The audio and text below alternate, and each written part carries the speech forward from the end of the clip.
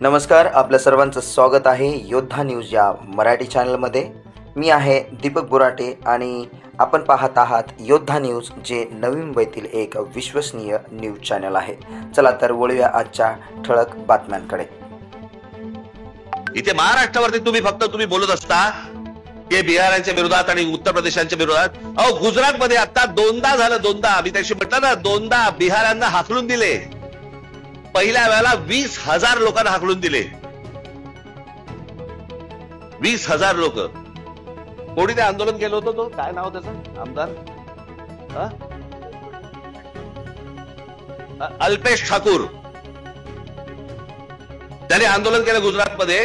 बातम्या नाहीत, बिहारी लोकांना हाकलून दिले, जवळपास 20,000 लोकांना हाकलून दिले।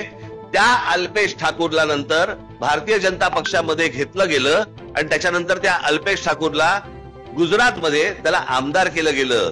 म्हणजे 20,000 बिहारांना हाकलून देणाऱ्या माणसाला गुजरातमध्ये जर समजा सत्कार होतो, मग जेव्हा राज ठाकरे बोलतो तो संकुचित देशद्रोही कसा असतो?